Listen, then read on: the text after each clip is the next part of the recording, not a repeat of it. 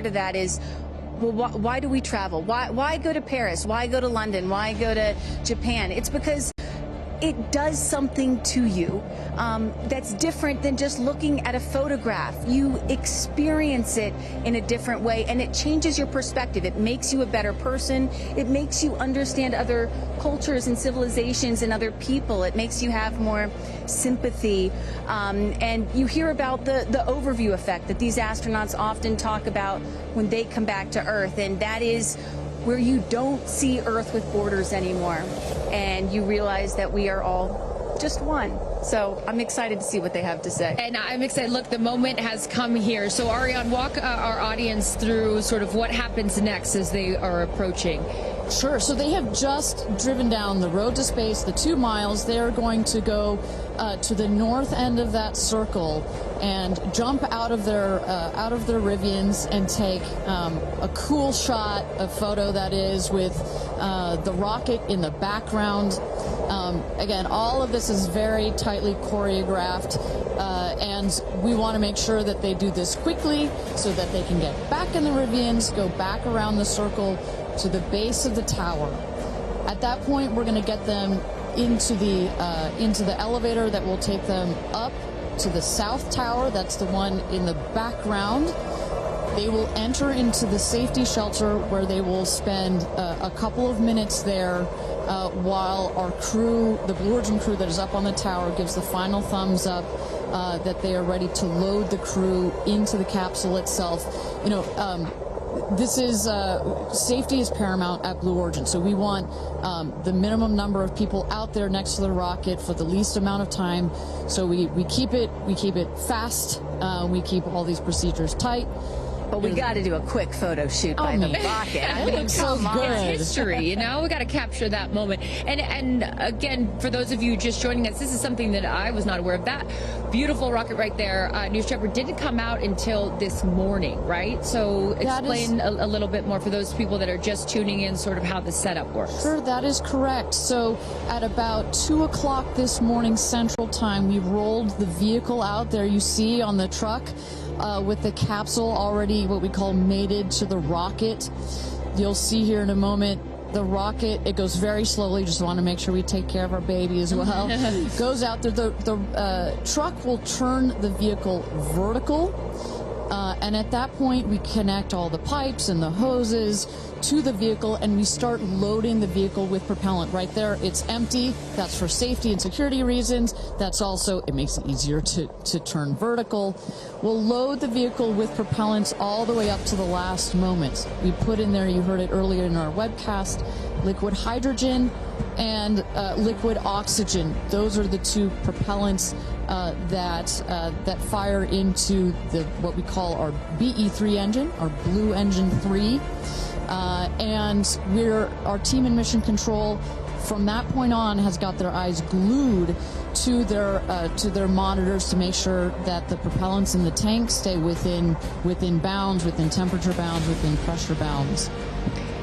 As they make their way here onto, they'll take the elevator, right? They won't take the stairs. That is correct. Yeah. So we just inserted the elevator relatively recently. It makes it a little bit more comfortable as you're going up to the top of the tower.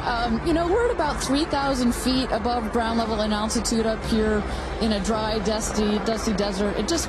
We just want to make it a little bit easier for them. And it's worth noting, too, so the 6 women are headed up. We saw Jeff is with them as well, but also crew member 7. Explain to those at home who crew member 7 is. Right. It's like, well, if you don't mind, I'm going to use a football reference for you, Aaron. And we come, I called you Aaron like your girl. Sorry. Oh, my goodness. We're often confused. Oh, my goodness. So it's like the 12th man in Seattle. This is like the 7th crew member. There's 6 crew members that are going obviously in the capsule. But nobody from Blue Origin will be in the capsule. It'll be the crew member 7 that has been training them. We saw Sarah Knights as the second driver in addition to Jeff Bezos. And then, a little confusing, we've got a second crew member 7 who is going to be on Capcom, or capsule communicator. Today, her name is Laura Stiles. She will be the person that is in are in our astronauts' ears, communicating with them, making sure everything's going okay, also telling them, hey, this is when you can unbuckle, and this is when you can... That's her right there. That's Sarah Knight's right there, exactly. And now we are looking at what? So now the crew, as well as you see Jeff Bezos there, have gone into the safety shelter, and we're gonna wait there. You see Sarah Knight on the right.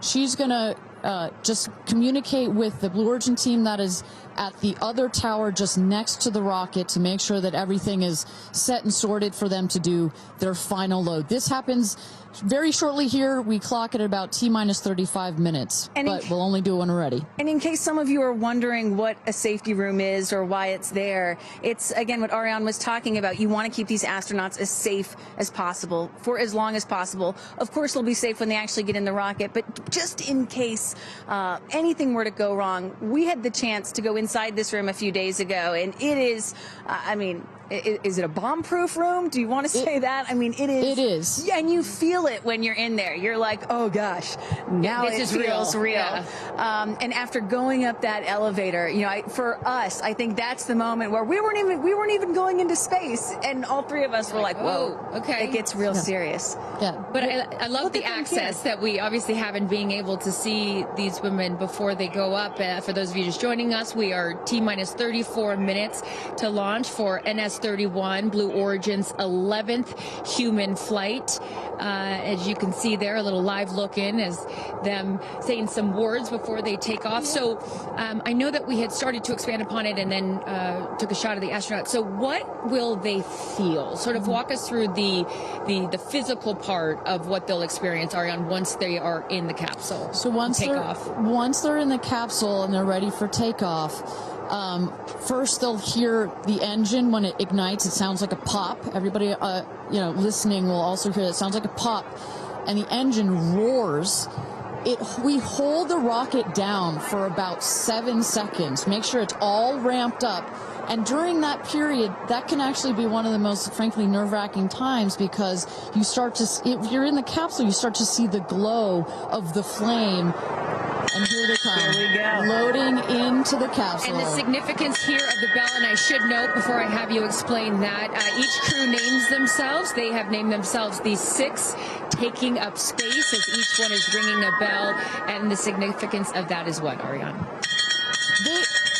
This is one of our traditions. All astronauts throughout history in various programs have had their traditions. For us, we always want our astronauts to ring the bell. Above there, you see, light this candle. Those were the last words that Alan Shepard said right before he went to space. Alan Shepard, of course, the namesake of our vehicle. He was the first American into suborbital space. And we just like to let the stars know that we've got some people heading their way. Absolutely. As they load in, I will... In my world, we call it an audible here. Just if we have any sound from mission control or anything, I'd love to take a peek at what's going on in there and just give the folks at home some idea of what's happening there. There we go. There we go. So we don't have sound of it, but we can see all of the brain behind this beast. But I could tell you, Carissa, other than a couple of discussion points on the radio, honestly, it's about this quiet when you're in there. Really? That surprises me, because you would think, like, in a control room in TV, it's a chaos, right? In the best way, but in there, it's quiet. And honestly, chaos is, quite frankly, the last word I would use to describe our mission control. This team, they're working through very specific procedures on a very specific timeline. They've done their own rehearsals over and over again. We also want to keep the communication line open if anything, if anybody's got to call it out. But it is a very well choreographed team we've got. And, when folks are wondering, what exactly are these soon-to-be astronauts doing when they're in these 2 days of training leading up to this space flight, it is exactly this. Simulating everything. They have done dress rehearsals and dry runs of everything that you're seeing here. They practice over and over, getting inside this capsule, strapping themselves in. And, one of the biggest things that they have to remember to do is when they get those, remember, they only get 4 minutes of weightlessness, 4 precious minutes. They have to unbuckle and then buckle back in at the exact right moment. So those are some of the things that they're learning to do and practicing while they're training in that building right behind us. As we look at New Shepard 31, the 31st mission, the 11th human flight here for Blue Origin. We are T-minus 30 minutes. Carissa Thompson, Kristen Fisher, Ariane Cornell with us, and Tabitha Lipkin at the tower. I am going to be leaving here in just a few minutes. I'm going to go to fallback 3, an area. Then I will wait for the capsule to land. I'll wait for the recovery team to come out and then bring you interviews from each of our astronauts as they arrive back here on Earth. I cannot wait for that. Again, we've seen them load now into the capsule, and I just would love, some more play-by-play, Ariana, of sort of what now this process looks like, as it's all new to me. And for any of you that are also joining us for your first launch, welcome. And now we'll let the experts tell us what's going on. So you saw them loading. You saw them loading into the capsule. They are getting into their seats. They're getting into their harnesses. It's a 5-point harness, so clicking them all in. All right, we're hearing that Capcom right now. Sorry to interrupt you, Ariane, which is short for capsule communicator, and ready to do the astronaut comm check. So let's take a listen. Laura Stiles has the mic.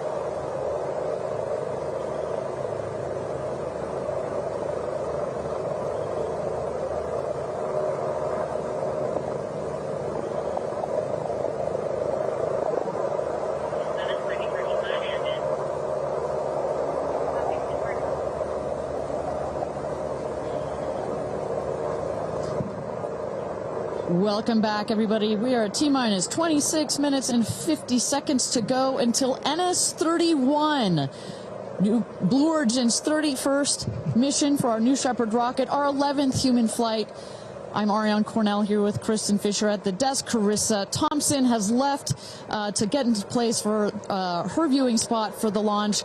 We are waiting on Capcom, or the capsule communicator, to run the comms check with our astronauts. But Kristen, we were just talking a second ago about what's going on here. You see our crew member 7, Sarah Knights, who's coming out of the capsule there. She has helped load our crew into the capsule, has done just a double check, making sure those seatbelts are nice and tight, as well as make sure that the earpieces and everything are set for our astronauts. I should note, just as we give kind of we got this beautiful aerial shots this morning of the rocket.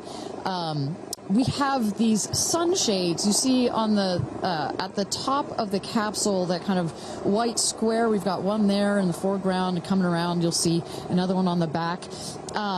Those windows are so large that it can kind of act like a greenhouse in there, and especially down here in the West Texas desert, it can get a bit toasty in there. So we've got some nice sunshade for their comfort. And I love that we can see some of the crewmates inside the capsule as they're getting strapped in. I think you could see Lauren Sanchez right to the left of the hatch right there from that camera shot. So pretty cool that you can see them this close to lifting off. You know, Ariane, I have to say, I might break in. We got experience. Jeff Bezos here. Yep. I'm so excited for you. I don't want to get off. I want to go with you. And when you get back, I can't wait to hear how it's changed you. I love all of you. See you soon. Godspeed. Gradatum ferociter. And there you heard it. Some words of support from Jeff Bezos, founder of Blue Origin, also astronaut himself from our first launch.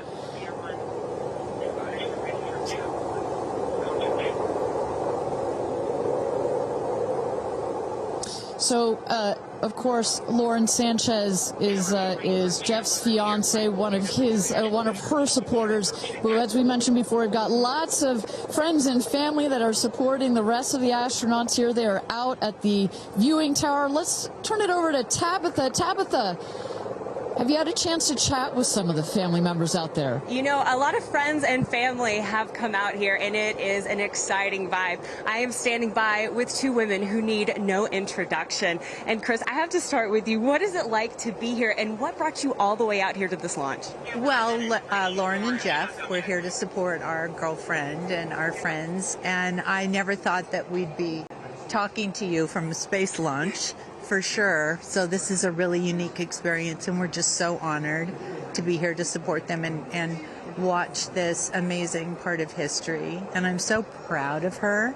And I just feel like all of the female astronauts that are going to go up today. It's such a big day in history, and it's so empowering, especially my daughter is 7, and just to see something like this. And I mean, somebody said their grandfather was here that's 92, that they didn't even have transportation back then the way that we do now, and now they're going to space. It's pretty amazing. That's Aisha's grandfather. 92 came all the way here. That's where the story, I was like, I heard this story, and you know, he had no airplanes, nothing back in his day. Now he's seeing his granddaughter go into space. That's a beautiful thing. It's really incredible. And how does it feel also to be able to share this with multi-generations within your family? It's really something. It's just Kim keeps writing us because she was supposed to be here with us, and she's studying for law school, so she had a big test that she had to take. Again, something I'm very proud of, but she just keeps calling, going, I have such FOMO, tell me every minute of it. So it's very inspirational, and just super proud of the girls, every one of them. And it's a very brave thing to do, and I think it also just says something, like Chloe said, to my 13 grandchildren. Yeah. And what can you say to that too, for your children? Oh, I just think it's really whatever you dream of is in our reach, especially in today's day and age. And dream big, wish for the stars, and one day you can maybe be amongst them. That's so beautiful. And just before I send it back, any last messages to the astronauts before they take off? I think just great luck. Be present. I mean, I'm so excited. I love the messaging that we keep receiving from the staff here at Blue Origin is don't film it through your phones, look through your eyes, be as present as possible. They will supply all the content that we need and to give to our families, but I love just being in the moment. Yeah, same. And we're gonna excited.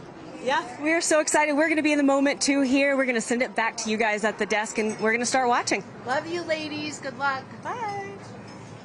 we had no idea that Chris and Chloe were going to be here, and we're about to be interviewed by Tabitha. So that was a nice little treat. They sure looked the part, you know. Oh, they're ready for their day out here in Texas. I love it. Yeah, and you know, for those of you watching, we're really in the middle of the desert. We're a solid 2-hour drive from El Paso. And as you were saying yesterday, Ariane, you know, you really get the sense like you start in El Paso and the more you get out here, you do start to feel like you're on another planet. I mean, it's got quite a moonscape, Marscape vibe.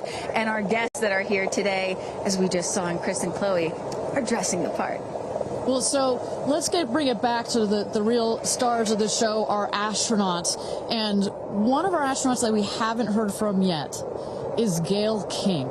She has obviously a lot of emotions going into this flight. Let's hear what she has to say from this interview with Tabitha Limkin just a couple of days ago. When I made the decision to come, there were only 3 people whose opinion matters to me the most. Favorite daughter Kirby, favorite son Will, and Oprah. That's my kitchen cabinet. And all of them said, I think you should do it. All of them, much to my surprise, including Oprah. I really thought she was going to say, nope, I don't think you should do it. And she was like, do it. She said, I really think you should do it because you've been talking about it. And when it comes back and you're not on it, you're going to be kicking yourself saying, I could have gone and I didn't. And I don't want to have to hear about it for the next few years. And, you know, I think everybody in this group is a storyteller and explore, and to be able to take this message and tell other people what it was like from our different perspectives, I think is very significant. Do you have a message for the kids watching? You should always know that no dream is too big. You know, we have someone, Aisha, who was told when she was a kid, your dreams are too big, you need to dream smaller. No child should ever be told that. And so I want people to know no dream is too big. And also, LL Cool J said this to me once, dreams don't have deadlines. Isn't that good? That is real good. Dreams don't have deadlines. I've never forgotten that he said that, and I believe that as well. What are you taking up with you? Oh, I have a bunch of stuff. I have Luca. I wanted one of his favorite toys, so I have a Sesame Street character called Tamir. Tamir is this little black boy with great curly hair, so Tamir gets to go to space. I have a wooden cross that you can hold in your hands. It fits like in 3 prongs. And a stranger came up to me at the airport. She said, I always hear you talk about being a nervous flyer, and I wanted you to have this. And so if you're ever on a flight and you feel nervous, take it out and hold it. So whenever I'm flying, I have this with me. Also, I just noticed, what is this on your wrist? So Jared, who's one of our jib operators at CBS Morning, his daughter, Denise, who's 7, made this for me. And she came into my makeup room and said, I made this for you. Someone else gave me Astronaut era. That's pretty great. Space Sister, Amanda just gave me this. I mean, so I feel that I feel I'm pretty well protected. Absolutely. I will say this, as excited as I am, I'll be very glad when we come back down. I will be very, very, very glad about that. Well, clearly we heard Gayle there and prior to coming down here in Texas, nervous and excited at the same time, but one of the things I like about this is that she just makes it real, you know? Regardless of who you are, this is a nerve-wracking experience, and the fact that she's so authentic about it, but also, more so, she is stepping so far out of her comfort zone. I think that in its own right is extraordinarily inspirational. I think most people would feel the way that Gayle is feeling right about now. I would. You're about to launch into space. You know, one of the things that I find so refreshing is that, you know, back in the early days of human spaceflight, you had the Mercury astronauts, and they were all white male military test pilots, and they all had to have the right stuff. You could never talk about nerves or being nervous or your feelings or stuff like that. That was the wrong stuff. But now, in 2025, it is the right stuff to be like Gayle King and talk about those concerns and fears and excitement that you have before launching into space like that. And that really shows you just how much the human spaceflight experience has changed over the last half century. or so. And that really is what today is all about. I know there are some people watching this or who have heard about this who are thinking, why should I care about people going into space, you know? Katy Perry, a famous pop star, why should I care about that? And the reason is, it's missions like this that really begin the process of opening up space to everyone, for all of humanity. That's what today is about. And I think we have to, it's not just about today. Today is very, very important, but I think also one of the reasons that I love working at Blue Origin is we think in very long time scales, right? I honestly feel like I'm working at a company that will be here in at least 100 years. And that's how we think about space flight. Oh my gosh, look at that cute little kid. She is ready to go to space too. Aww. I absolutely adore that. But we need to be here precisely for kids like that. You cannot, I'm a firm believer that you cannot be it if you can't see it. And that's what this flight is for. It's about inspiring women. Oh, look, talk about inspirational women. Several female astronauts in that group right there. How many astronauts do we have there? I see it. 4 or 5? At least 4 or 5 and counting. It's a tight group that's only going to get bigger of those female astronauts there. You see Kelly Girardi and Cyan Proctor. I see Emily Calandrelli, Sarisha Bandla. I mean, just an incredible group of women that have gone to space already. And after today, in just 15 minutes, we are going to be adding 6 more to that group. It's getting close, Ariane. It is getting close. So with that. Thank you again, everybody, for joining us for NS-31, our 11th mission, human spaceflight mission to space here. We are at T-minus 14 minutes and 30 seconds. Just to give you a little bit of a preview of what is to come, at about T-minus 10 minutes, we are going to have the go, no-go poll. We're going to throw it back to mission control audio. And basically what that is we go through each of the important subsystems, and our flight director, shout out to Michelle Christensen, our flight director, our first female flight director at Blue Origin. She's going to lead that poll, and we're going to go to each one of the groups and say, are you ready to go for this flight? Is your subsystem ready to go for this flight or not? And they will go around the room, and with the final go, no go, it will be game time here in West Texas for this launch. Look at that. Now, this child is a little younger than you were when your parents went to space. A little bit older. Oh, excuse me, a little older, yeah, because I was just 15 months old when my mom flew in space. And, I think about what it must have been like for her to be a first-time mom and training for her first space flight all in 1 year. And she was a part of NASA's original first 6 women astronauts alongside Sally Ride.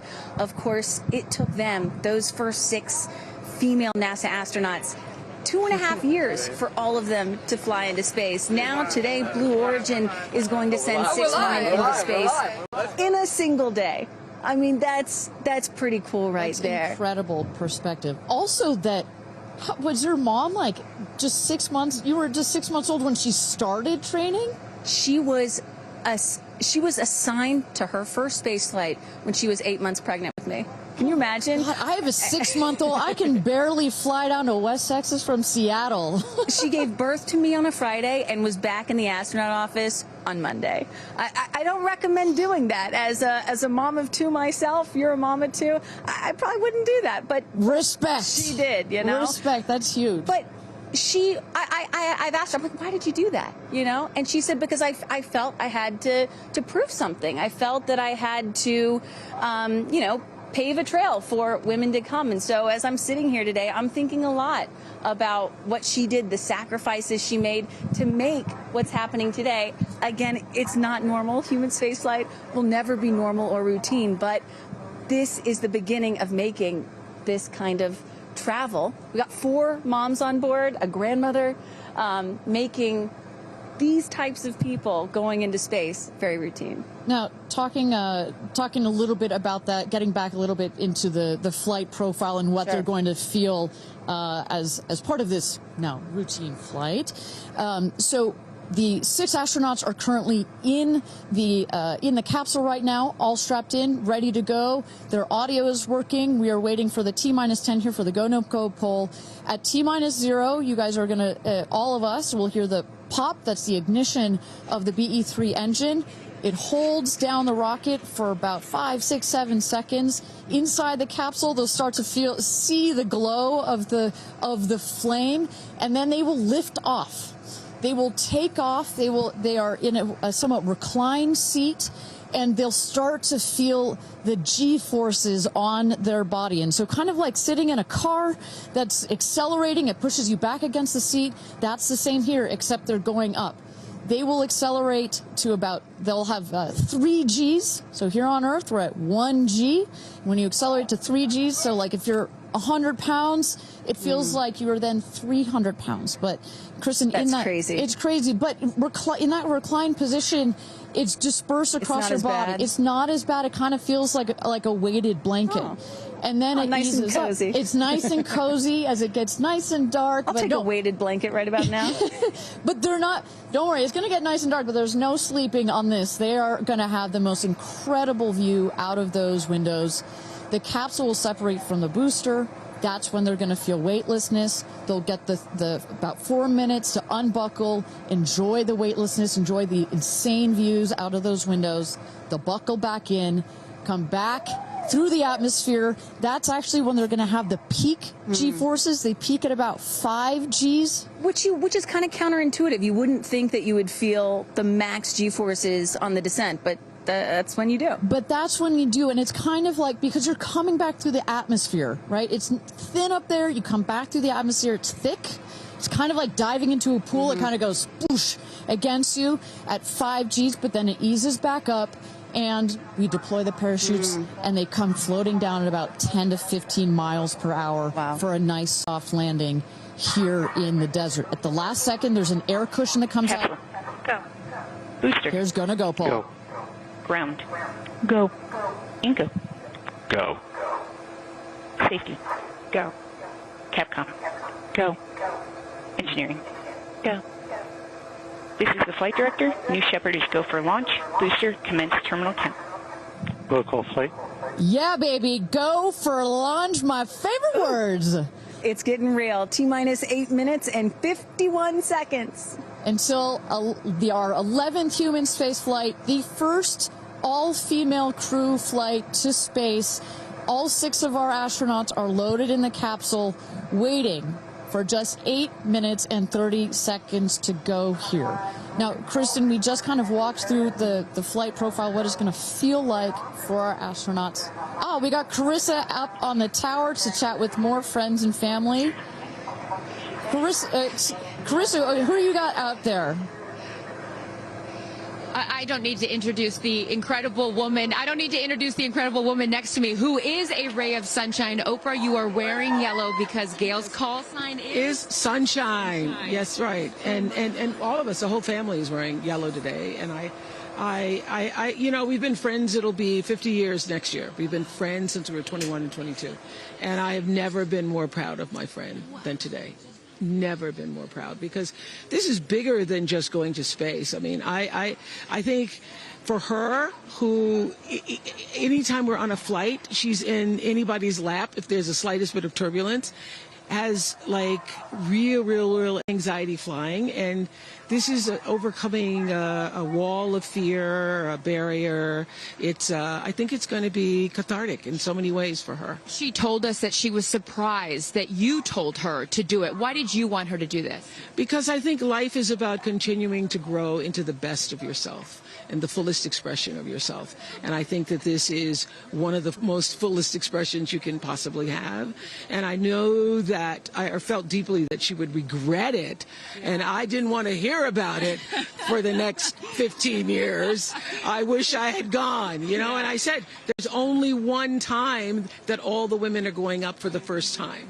You know, there will be other trips, but there's only one first time. Incredible. So to be a pioneer is great. What was the last conversation you had with her? I said, peace be still. Hold the God's unchanging hand. He's got your back. That's it.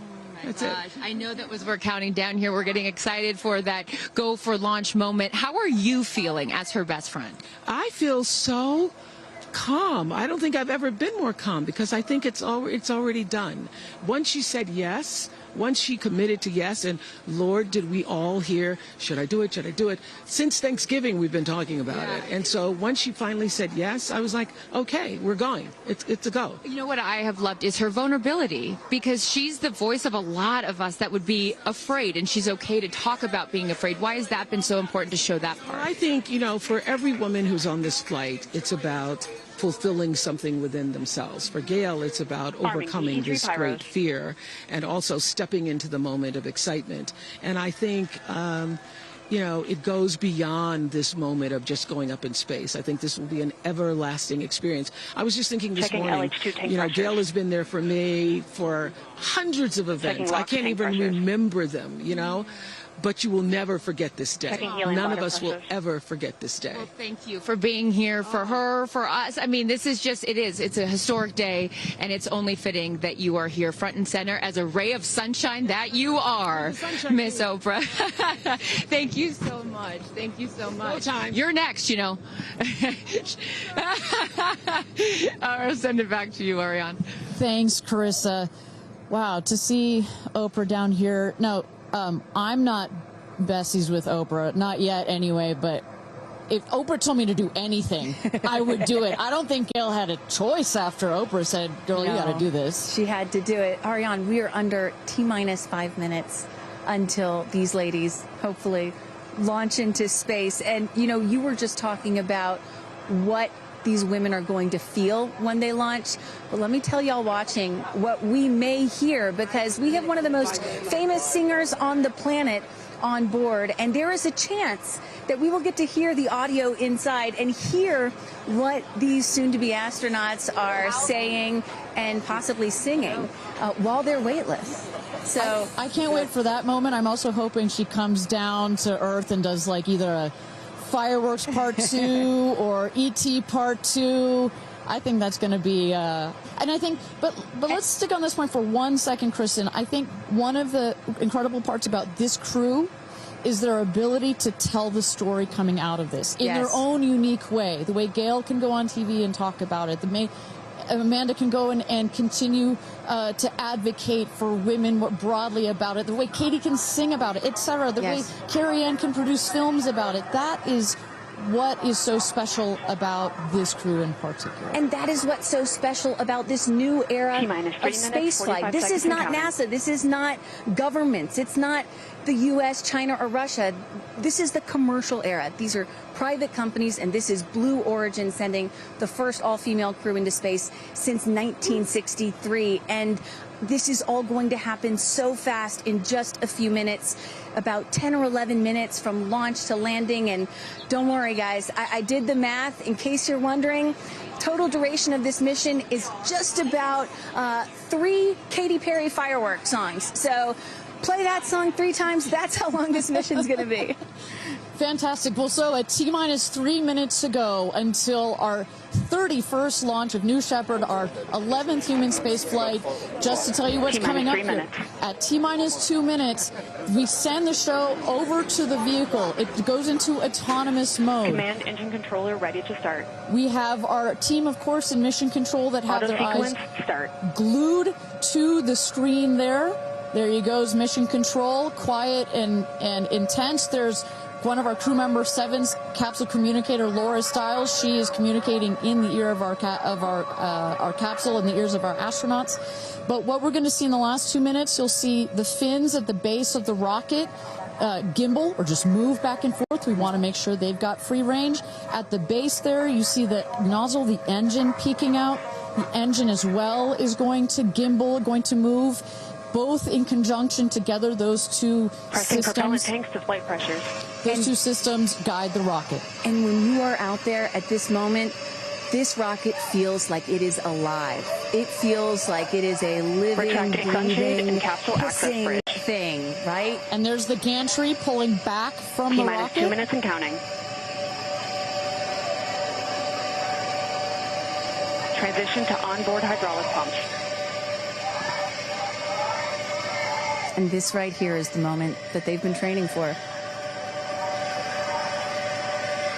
2 days, becoming a crew, becoming a team. After you go through an experience like this, it's more than a team. It's almost like a family. You are so tight to go through something as intense Executing as this. fin built-in test. And everything looking really good, Ariane. So far from mission control, everything is clean and green for this launch. T-minus 1 minute to go here.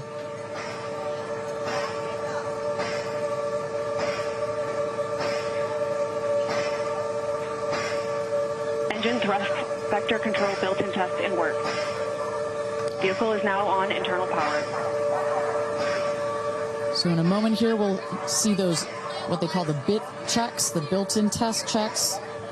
As you mentioned, Kristen, inside the capsule, you know, as you said, this is like a bridled beast. This thing wants to take off. Switch to onboard helium. Here we go. Good luck and Godspeed, ladies. We're cheering you on from Let's planet launch Earth. this Thrust rocket. termination system is armed. T-minus 22 seconds and counting.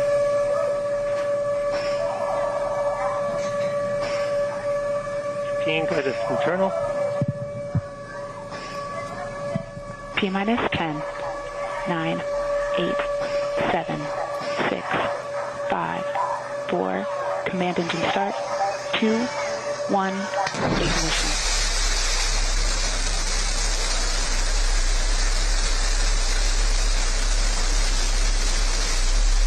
Liftoff. New Shepard has cleared the tower.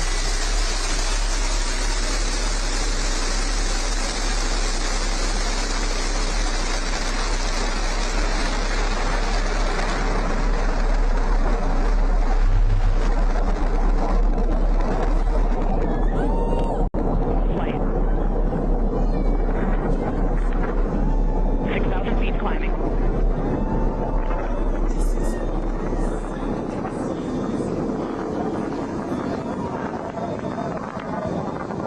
Begin throttle down for Q limiting. Engine response looks good.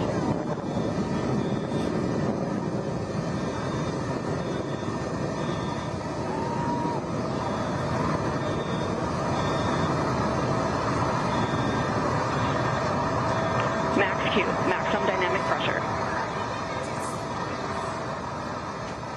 Mach 1, vehicle is supersonic. Engine back up to full throttle. Supersonic, we have passed through max Q, maximum dynamic pressure. That's when the vehicle, the stresses between the atmosphere and the speed are at the maximum. So to punch through that is so important. You see the BE3 engines is firing beautifully. You see the stream of steam behind it. Those ladies right now are having an incredible view on their way to space. Passing through 80,000 feet, 1,300 miles per hour. You're going to peak at about 2,300 miles an hour over Mach 3, 3 times the speed of sound. Shortly coming up, we'll have MECO, main engine cutoff. We will turn off the engine, but the two craft, the capsule and the booster, will continue their ascent to space. Stand by, MECO.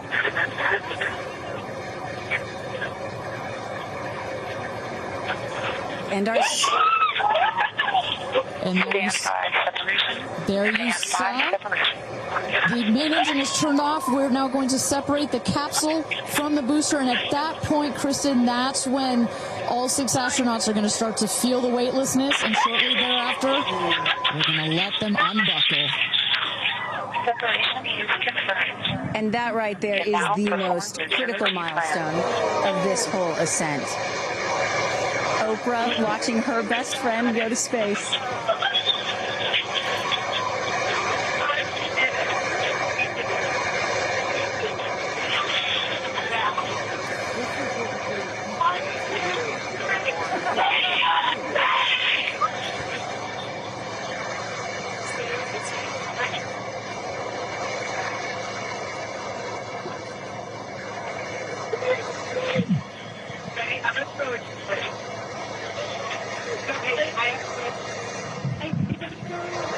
And the two craft is separated. Put it up there. Put it up there. 328,000 feet, 100 kilometers. Welcome to space, ladies, or shall I say, astronauts. Oh, the moon! You guys, I have to tell you, look at the moon. Look. Oh, my God. Oh, my God. Oh, my goddess. That's our pink moon. I love you, Steph. And just in case it wasn't clear, So much. those are the astronauts. Those are their voices that you're hearing. And there, they have hit apogee, the highest point in flight, well over 345,000 feet, well over the Kármán line. Wow.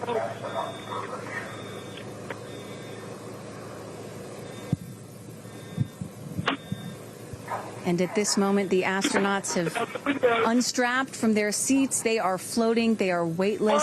They are experiencing zero-G for the very first time in their lives. And Katy Perry did say that she was going to sing in space. I'm waiting for it. Waiting for it. 1 minute warning. 1 minute warning. So that is Capcom indicating a 1 minute warning for our astronauts to take in those last views before they get buckled back into their seats. At this point, both craft are descending already.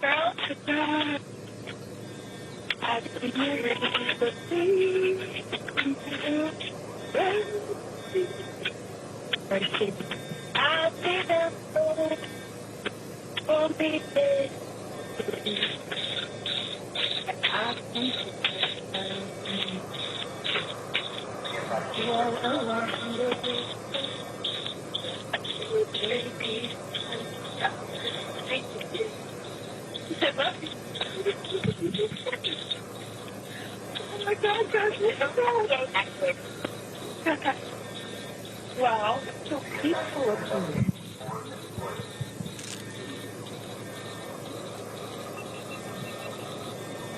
And you hear Dragon. Report status. Copy. With report status.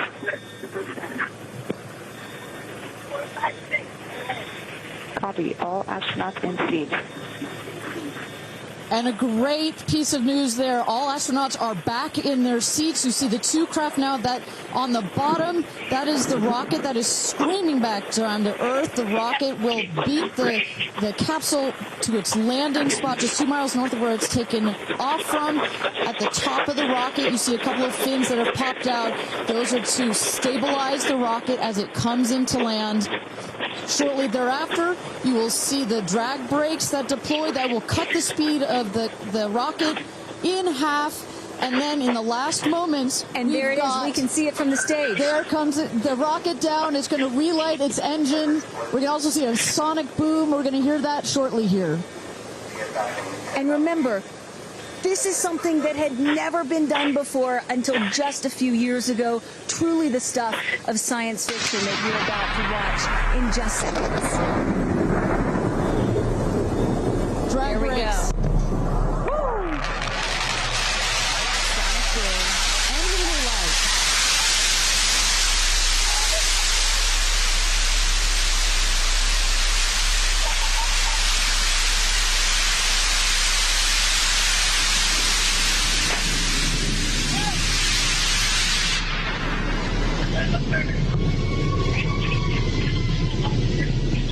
And booster touchdown, welcome home, New Shepard. Picture perfect landing right there. Picture perfect landing. Right on target. See that dust kind of creates this dramatic cloud that reveals the beautiful rocket that has just taken these ladies up to space and back. And I love the echo across the mountains. Is that what I was hearing there? That's what you were hearing. You heard the sonic boom, then you heard the engine relight, and all of that reverberates in this big, beautiful valley in West Texas. Stand by, Trogs. Stand by, Trogs. All right, shortly here, we're waiting to see the drogue parachutes deploy from the crew capsule. Those are like the guide parachutes. There go the drogue parachutes. Just free falling right there until those drogues came out. And then next will be the main parachutes that get pulled out. Hear that screaming inside the capsule? And all 3 parachutes reefing, and they will slowly inflate, slowing the capsule to a nice, smooth 10, 15 miles an hour. They are cruising back home. 3 good parachutes.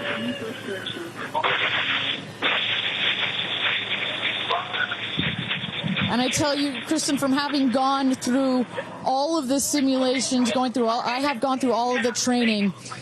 They put you in the capsule that simulates all of this, including the sounds, and when you hear the motors of the parachutes pop out, that is the best moment in flight. Because I know Blue Origin does everything they can to make this as safe as possible, and y'all have an impeccable safety record, but it still has to feel really good when you know that you're coming back to Earth with those parachutes fully deployed.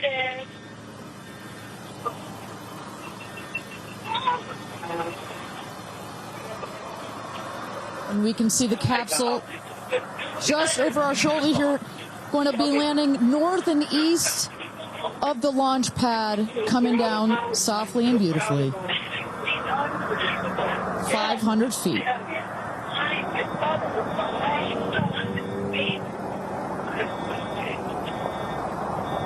And you will see a puff of smoke when it touches down, a puff of dust. That's normal. A puff of dust, last milliseconds, air cushion that will kick up the dust. It's a very soft landing despite the sporty perception. There it is.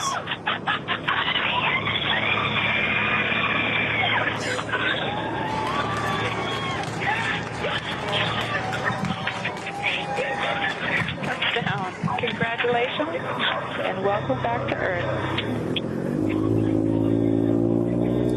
Do status check. Double shot. Kristen, just some incredible images there. The capsule. Copy. Welcome back. Heather. Nice.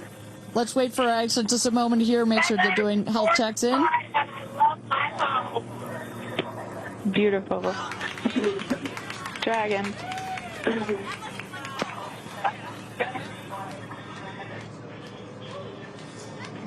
Yes, and as you heard it there, everybody seemed to be just as ecstatic to be back here, back on Earth. Everybody appears to be fine.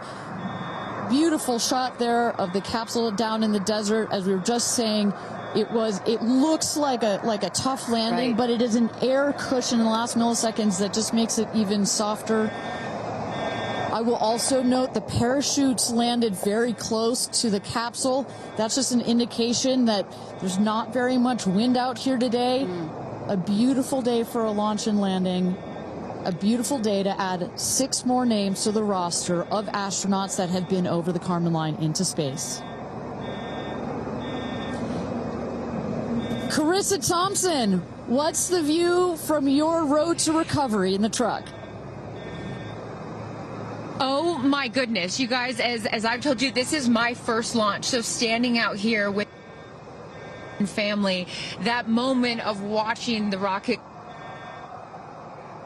and both incredible emotions, relief, excitement. You saw Oprah's emotion, Orlando Bloom, as I was walking jump in the car to go meet everybody and recover, he was like pretty good. So I can only imagine how these astronauts, now that we can officially deem them astronauts, are going to feel. I can't wait to get their reaction. We are headed out there now. I will check back in with you as soon as I have them. Sounds good, Carissa. And as everybody can see, she is those recovery crews are screaming out there. So we actually send them out as soon as we spot the capsule.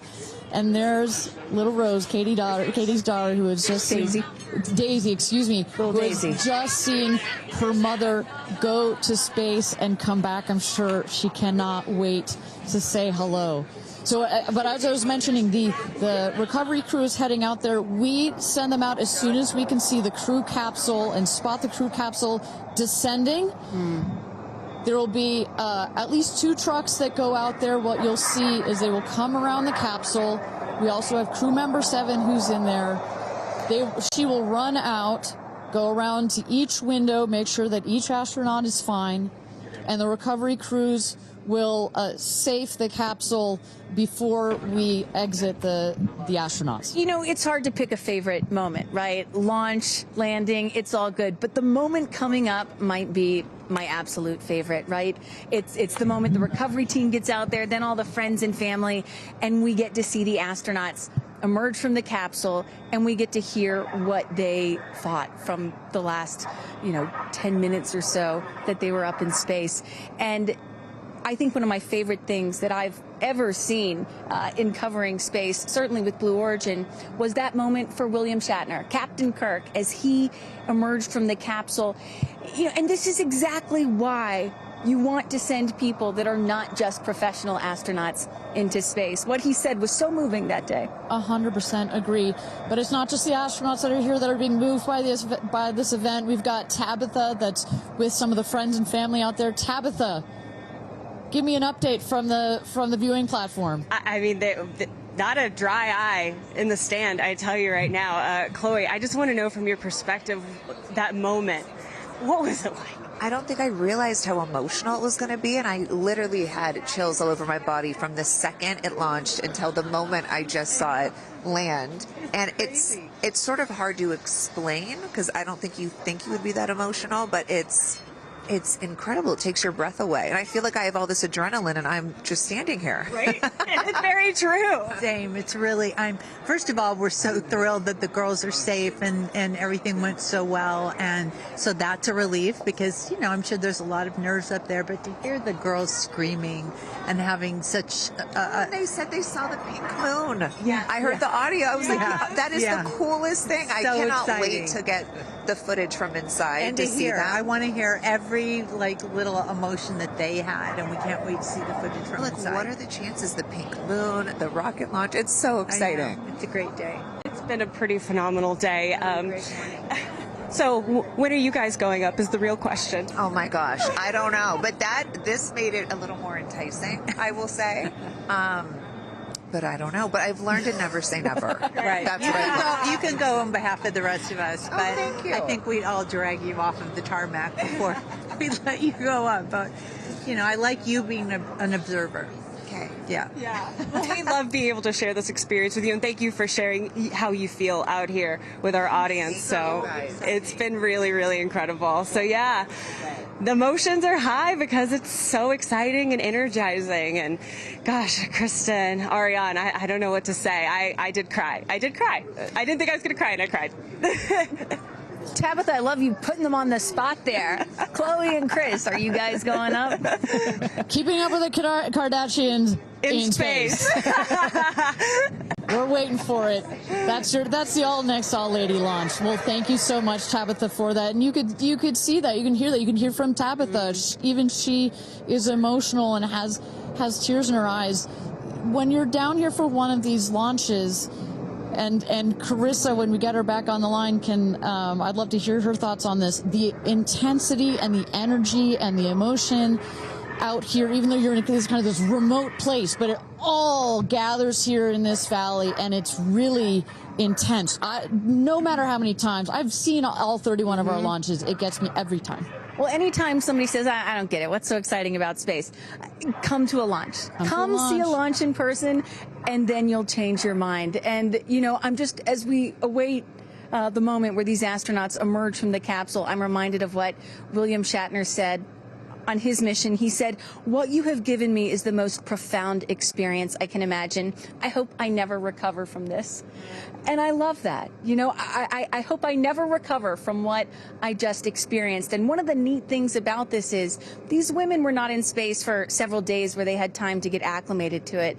They only got 4 precious minutes of weightlessness. And so that high, that feeling of, ooh, I want more of whatever that was, is still so fresh, and you really get to see that when they step out of the capsule. We catch our astronauts. I mean, their minds are still in the process of being blown when they come out of the capsule, and Carissa is going to capture those moments for us shortly here after we get our recovery crew. You see there some of the friends and family have already started lining up there, while the recovery crew, you've seen some images. As I mentioned, they're safing some of the systems on the capsule. We want to release all of the excess air and gas that created that nice air cushion. We'll remove the parachutes, make sure nothing gets tripped up. Also, we reuse those parachutes. And then crew member 7 will take the stairs up to the hatch. It's like a good 3.5-ish feet off the ground, so it just makes the getting out of the capsule that much more comfortable. Crew member 7, last but not least, crew member 7 will open the hatch, and we'll get to see one by one as these lady astronauts now exit the capsule. And a lot of people are probably familiar with seeing, NASA astronauts or Russian cosmonauts emerge from a spacecraft after a long duration flight on stretchers or, glorified. They need some assistance because they've been exposed to zero-G for so long. Not these astronauts. They're not going to need any assistance. That's one of the beauties of a suborbital spaceflight. You feel great. You don't have to deal with space sickness, right? Exactly. And that's, to that point, this flight, because you're basically going straight up and then over the Kármán line and straight back down, some astronauts, I think you mentioned your mother may have experienced a little sickness up there. You don't in this one because it's just once up and once down. And you get that nice zero-G floating sensation and you buckle back in. You don't have it's not as extreme. So do you have an astronaut that you're looking forward to hearing from the most? It's really hard to pick. Yeah.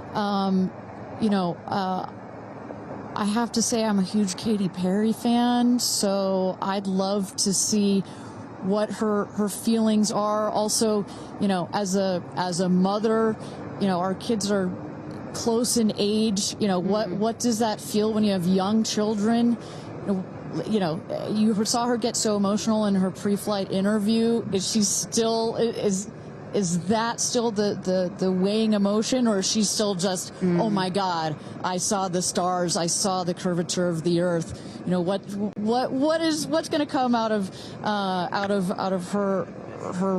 her mouth, but really her heart? And is that Jeff Bezos out there right by the capsule? Kind of hard to see. That is correct. That is Jeff Bezos, our founder, on the left, as well as Sarah Knights, our crew member 7. And I just want to thank our viewers for joining us. NS-31, New Shepard's 31st mission to space, our 11th human space flight. From all parts of this flight, for the booster, for the capsule, for our astronauts, a completely successful flight, one of the smoothest flights we've had so far. And we're now just awaiting the opening of the hatch so we can get some views from our 6 new astronauts. Belts. And I would imagine Lauren Sanchez in seat 1 will be coming out first. That is correct. They'll go. She's in seat 1, which is next to the left, the left window there. She will go first. And then last in number 6 is Kerianne. That is the window on the right. Sky Canyon.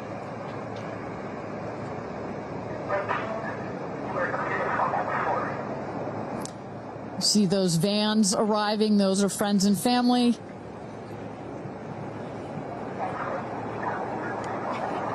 And that's Kerianne looking out the window, in the window to the right there. Lauren Sanchez on the left. And you really get a sense for just how big these windows are. I mean, when you're inside this capsule, it's almost as though you're getting a full 360 panoramic view. One of the cool features of this capsule, the largest windows of any spacecraft. So over a third of the surface area of this craft is windows. And that's on purpose. There were many meetings with our founder, Jeff Bezos, where our engineers brought him some windows. He said, nope, make them bigger. They come back, nope, that's nice, but make them bigger. And what you get here, why is that so important? So many of our astronauts have said, when I got out of my seat, I looked outside my window, and I turned around and I looked at the other 5 windows, and my brain created a panoramic view, a panoramic photo of it, because so much of the capsule is windows, and it makes for just an incredible experience. Sarah. Good? Okay, here we go. Yeah. Here goes Jeff Bezos to open the hatch.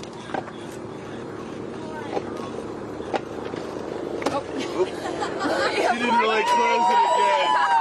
Come on out, guys. Yeah, of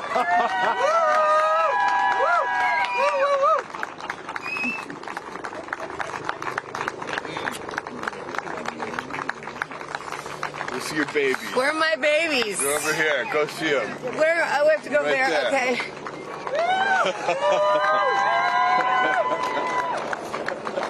Katie!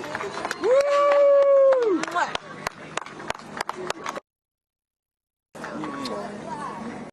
Thank you. Thank you. Amanda!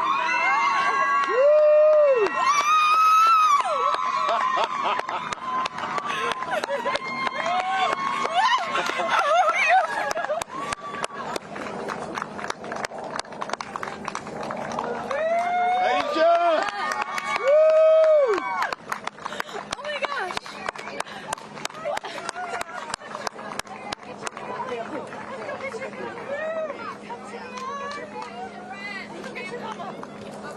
Gayle! I just have to have a moment with the ground. Let me just appreciate the ground for just a second. Thank you, Jesus. Oh my God. That was amazing. Yeah. That was amazing. I'm so proud. So proud of you. Oh, there we go.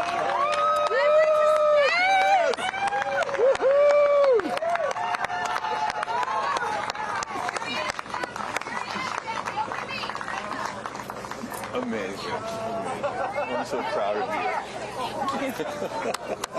Kerianne, we got your people over here. Come right around the bushes here. Come on.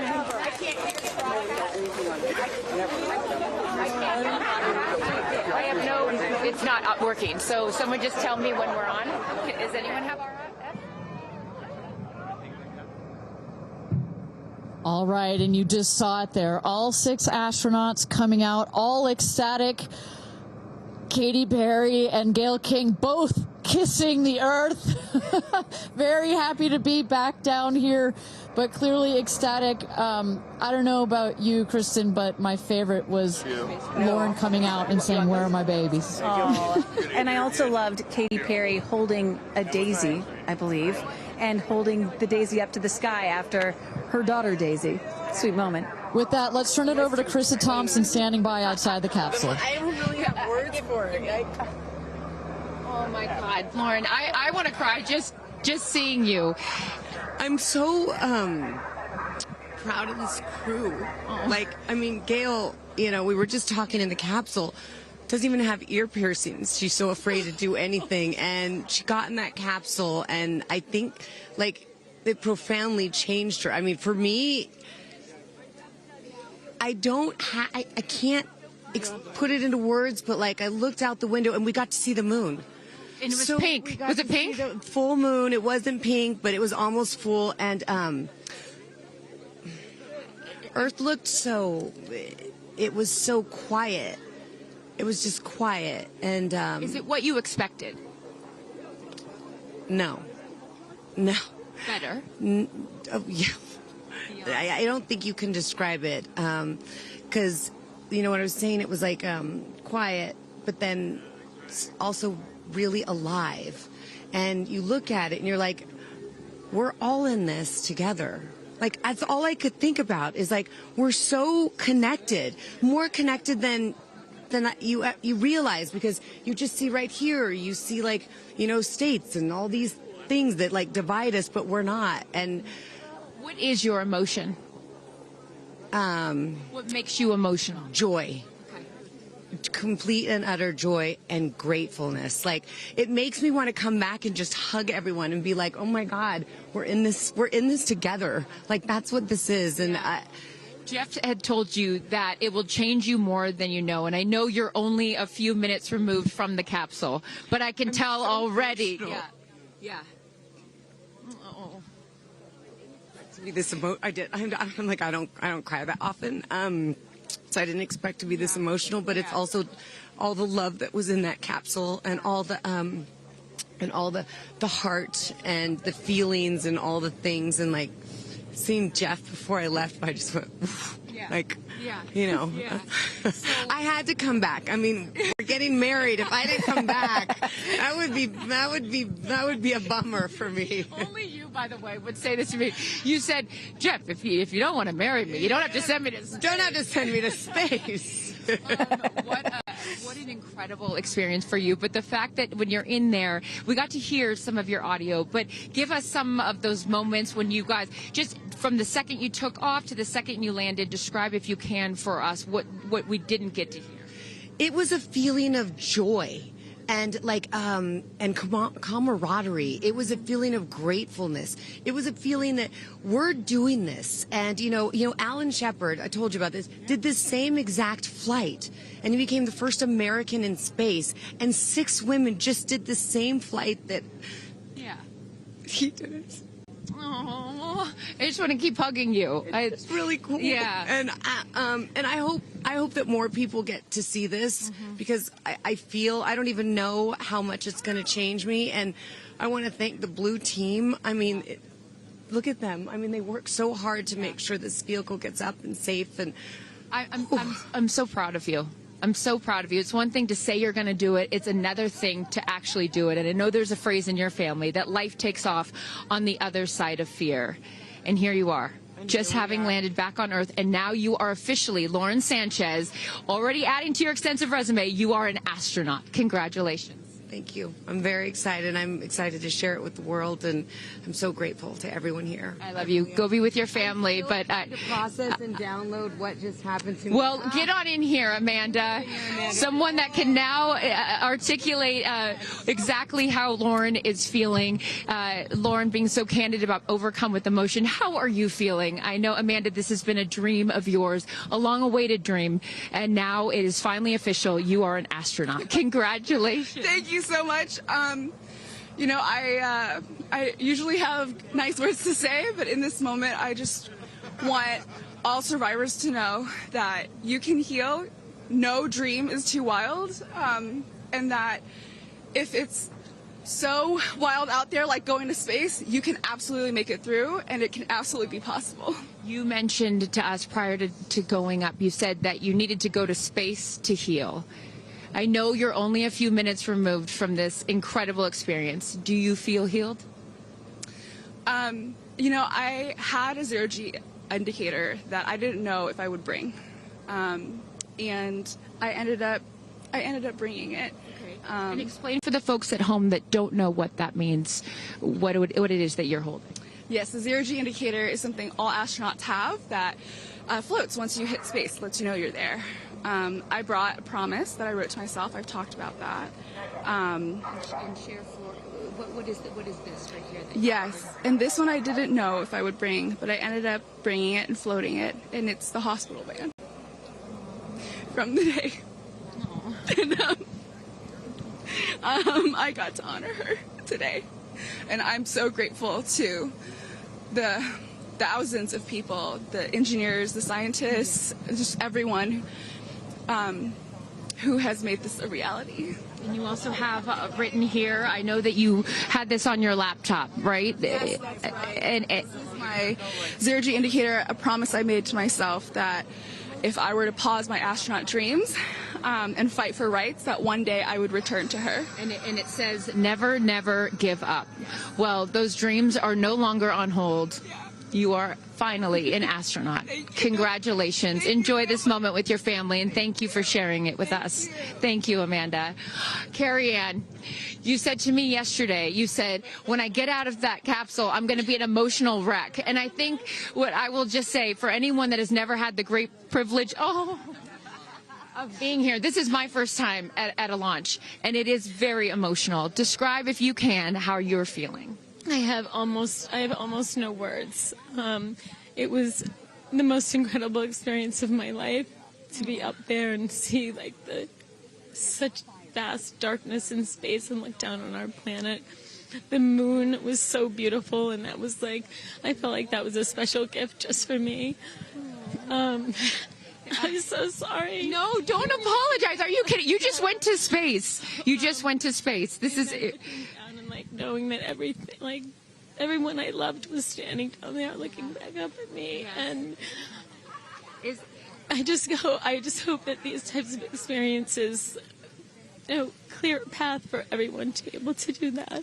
You told us a beautiful story about your son when you told him you were going to go to space, and that, get over here so I can hold you, and that he went back to school and he was all excited to tell his friends that his mom was going to space, and they said, your mom can't go to space. Moms don't go to space. Well, guess what?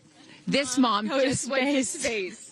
Congratulations. You are officially an astronaut, and I know you're wearing a very special necklace from an incredible group of people that you hold near and dear to your heart. What would you like to say to them watching? I'm wearing a few necklaces today. My dear friends threw me a blast-off party and gave me this feather, which obviously represents the Blue Origin logo, and it felt so special to have it close to my heart. And in space with me. And I feel like it helped me take all of them with me on this journey. Yes. Well, I will let you go enjoy this historic moment with your family, and thank you for sharing it with us. Congratulations. You're an astronaut. Gayle, get on over. I am so floating. I can't believe it. I cannot believe it. I'm so proud of you. And I know that I speak for the collective, because you have been so honest. You've been so vulnerable. And I spoke to your best friend prior to you taking off, and I asked her why it was so important for you to do this. And she said, she said, so she didn't have to hear you say, I wish I would have done that. That's so true. But now, Gayle King, you are officially an astronaut. How do you feel? I still can't accept that word, but I will say, I can't even believe what I saw. When somebody calls this a ride, this was not a ride. What happened to us was not a ride. This was a bona fide friggin' flight. And our instructor, we were so well prepared. So every noise we heard, we knew. But the flight instructor said that I am her best success story. Why? Because she's never had somebody go through the course who's terrified of flying. Everybody who's gone through the course is somebody that it's been a lifelong dream. They wanted to do it. So she said, I'm her best success story. I'm so proud of me right now. I still can't believe it. I still can't believe it. I was just going to say, prior to the launch, you said that you would be so proud of yourself if you went through with this. And you did. What was the best part, Gayle? It's oddly quiet when you get up there. It's really quiet and peaceful. And you look down at the planet and you think, that's where we came from? And to me, it's such a reminder about how we need to do better, be better. Do better, be better human beings. And what do you mean by that? Processing. Well, it's so nasty and so vitriolic nowadays. And I mean, if everybody could experience that peace that we had up there, and the kindness and what it takes to do what we did, all the people that it took to get us up there and get us back safely, I'll never, ever, ever forget. And when we were up there, have you talked to Katy yet? I have not. Okay, no. When we were up there, after zero G is very difficult. All the training about this is how you get in the chair and this. I look like a friggin' moose getting in the chair. It was like, just let me get in the chair. Let me get the seatbelt on. But, we had a very do this. How would you describe it? It's very difficult because you're floating. But the best part was when we got back in our seats after zero G's, Katy sang "What a Wonderful World." She did? Isn't that nice? Oh, come on. She sang "What a Wonderful World." I see dreams. Oh, yes.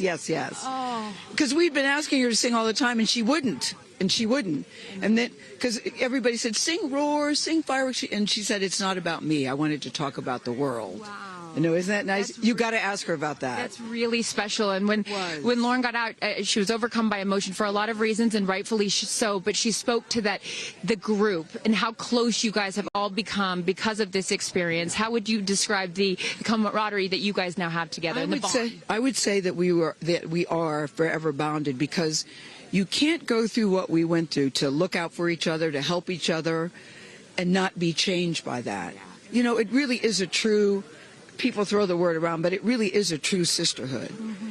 But it speaks to how we were, you know what, we were set up for success. The training was so, I can't stress this enough. The training was so friggin' good. We were set up for success. And it went exactly as they told us it was going to. Every boom that you heard, the drones, the drogues coming out, the parachutes coming out, it went exactly as they said.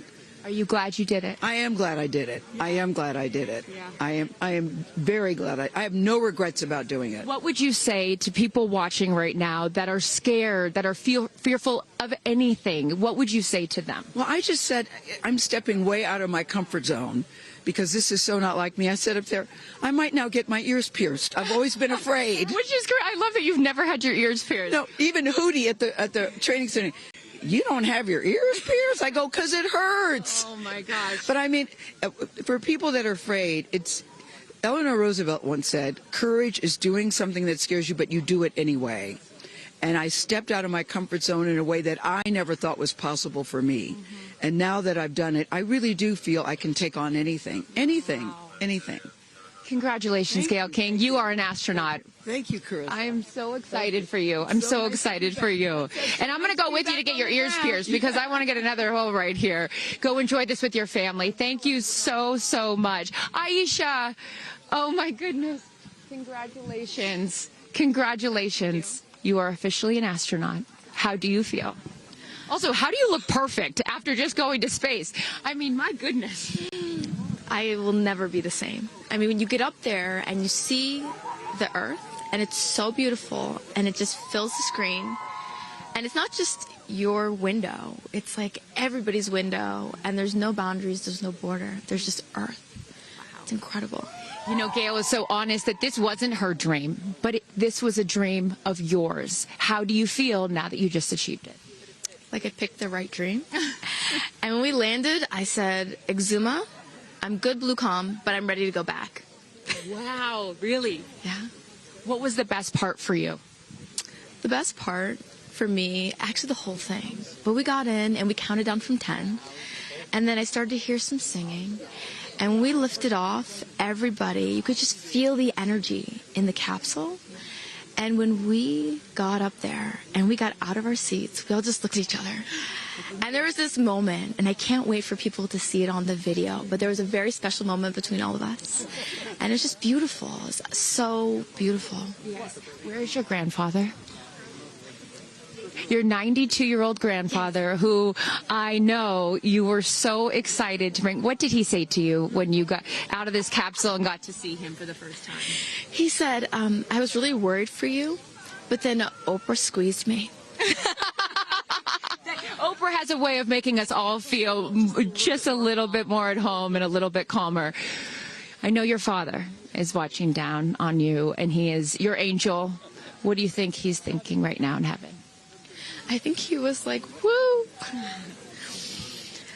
To have the opportunity to have flown his star in my flight bag and to have a perspective that very few people get to have of Earth, I just feel a renewed connection to everything in life and where we are, and I can't wait to go back out there and pour what I've learned into the world. You have given so much to so many, and I know there are a lot of people watching right now, some young boys and some young girls that are inspired constantly by you. What would you like to say to them?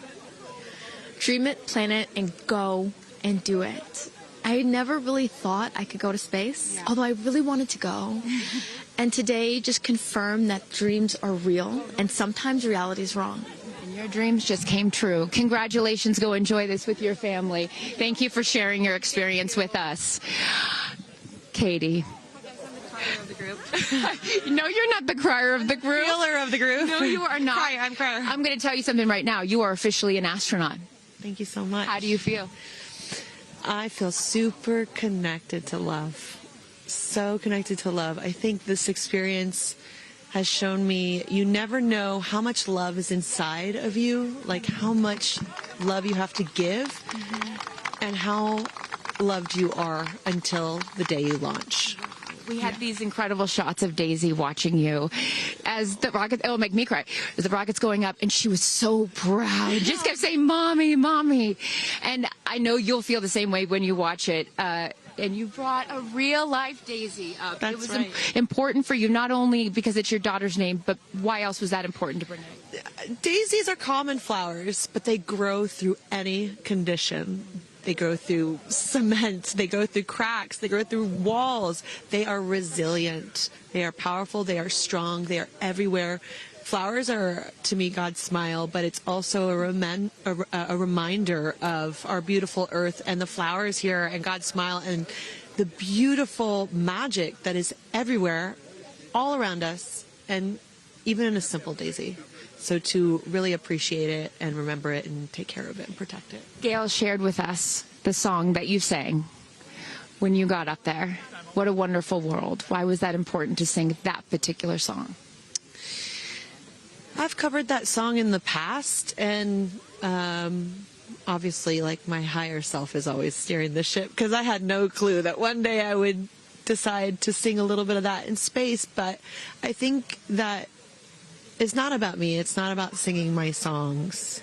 It's about a collective energy in there. It's about us. It's about making space for future women and taking up space and belonging. And it's about this wonderful world that we see right out there and appreciating it. This is all for the benefit of Earth. You have done so many incredible things in your life, selling millions of records, selling out stadiums. Where does this experience rate for you? This experience is second to being a mom. Wow. Yeah, that's it. And that's why it was hard for me to go, because that's all my love right there. And I have to surrender and trust that the universe is going to take care of me and protect me, and also my family and my daughter. Because, like, I am full up from being able to get that gift of being a mom. And to go to space is incredible. And I wanted to model courage and worthiness. And fearlessness. You did. You said you wanted to go to space for the fearless women in your life as well, your sister and your mom. Yeah. What was their reaction when you got to see them after you got off the capsule? I have only seen my mom, and I was like, "Are you okay, Mom?" She just knew. She knew. She was totally okay, and I'm sure she was speaking in tongues underneath her breath, as she does all the time. She would do that for anything else, but definitely today. But she was so super confident. My mom, she has this thing where she can see. I mean, even down to the name of, like, the capsule being tortoise. I know you spoke to all of your fans about that the capsule's named tortoise, the feather on the side, that, you know, the symbol of Blue Origin, all of those gave you confidence that this was the right thing for you to do, correct? Yeah, because I just asked for a sign from the heavens, from my angels, and they're like, well, here's the feather, which is what your mother calls you, and if that's not enough, the capsule's named Tortoise, which is your second nickname that your mother calls you. And I'm like, okay, I'm going. Yeah. I got the message, and I'm going to get the message.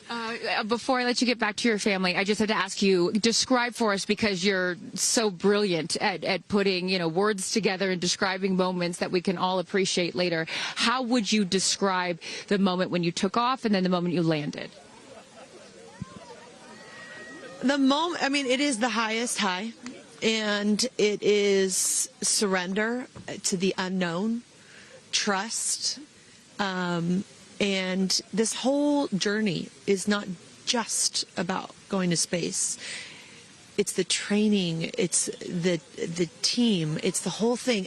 I couldn't recommend this experience more. This is like up there with all the, you know, different tools that I've learned in my life, from meditation to the Hoffman process. This is up there because what you're doing is you're like really finding the love for yourself, because you got to trust in yourself on this journey, and then you're feeling the love when you come down, for sure, and you're feeling that strength. So I feel really connected to that strong divine feminine right now. By the way, you're such a badass. I love that the month of April, you're like, I'm going to space and I'm launching my tour. I mean, it's really incredible. Now I know I'm asking this question for your fans. Will you write a song about this experience? Oh, for sure, 100%. And not only that, I got to reveal my set list for the tour on a butterfly. How apropos. Incredible. Just flying in space. I don't know if anyone's ever in space. I don't know if anyone's ever done that before, so I'll just There's a lot of things that you have done first. You are now officially an astronaut, and let me just tell you, on behalf of everyone here at Blue Origin, our webcast, and everyone, all of these individuals that put this incredible thing on, congratulations. Thank you so much. Thank you for sharing your experience. Is it a 10 out of 10? That's my review. 10 out of 10. You There's definitely no go for it. 10 out of 10. Thank you, Katy. Congratulations. All right, you guys, so many fun moments that we'll continue to see as we get the footage. But I'm going to send it back to you and let these incredible astronauts enjoy their time with their friends and family. Thank you so much, Carissa. Wow. Kristen, I mean, 6 inspirational women in their own right, eloquent. I could not be that eloquent coming down from space. You know, you heard Katy Perry saying 10 out of 10, but number 2 experience only to being a mother. What were some of your takeaways from what we just heard? You know, Gayle King used the word sisterhood. I'm feeling the sisterhood today. First all-female crew to space since 1963, and that was a solo mission, Valentina Tereshkova. And I'm with an all-female broadcast team here at Cheers, Launch sister. Site 1 in Blue Origin. Ariane, it has been a complete honor to work alongside you. It has been such an honor to watch all of the things that these women and their loved ones have said about what this experience means to them, because I am a firm believer that if you don't understand why people come out here to watch a space flight, it's just because you haven't seen a launch yet and you haven't been a part of this experience. And I truly believe what we witnessed here today is something that will continue to open up spaceflight and this experience for all of humanity and our little ones at home. 100%. You know, I said it earlier. You can't be it if you can't see it. And to see these 6 women go up and the roles that they have played before, but I can't wait to see the roles that they play afterwards in their way of telling this story for the world to hear, to experience, to see. This is just the beginning. So I want to give a shout out to them, because as you saw, that is coming out of your comfort zone, whether you wanted to go to space or you're like Gayle and you didn't anticipate it. Thank you for trusting yourselves and to their families and trusting their loved ones with Blue Origin. We are very proud to do that. I'm so proud of Gayle King, too. I wonder if she's still afraid to fly on airplanes after flying to space. Have we cured her of her fear of flying? I don't know. We've cured her for getting your ears pierced. So there like, we go. Baby We'll take steps. that one. Let's start with that one after this not so baby step. Aw. Look at that beautiful shot. And now the party starts, right? Can we pop some champagne and celebrate a little bit later? Let's do it. It's only 9:20 a.m. It's not too early. 5 o'clock somewhere, baby. All right. What an incredible day. Just for all of us, for our astronauts, for our Blue Origin team. It was an honor to fly you to space. And if you would like to follow in the pioneering footsteps of these astronauts and purchase a seat to space, visit BlueOrigin.com and click Fly to Space. Your own journey to visit the Kármán line is much closer than you think. If you'd also like to purchase a mission patch to commemorate today's launch, head to Blue Origin shop for patches and much, much more. For Kristen, Carissa, and Tabitha, I'm Ariane Cornell. Thank you so much for joining us. And until our next launch, Gradatum Ferociter.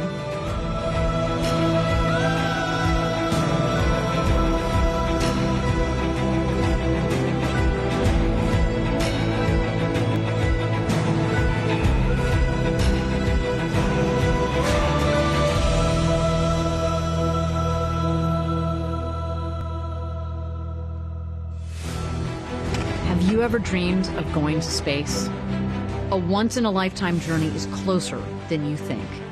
To book your flight, visit blueorigin.com and click Fly to Space. Tell us as much as you can about yourself. Once we receive your inquiry, our team will reach out to guide you through your journey. It's your time to join the new generation of astronauts.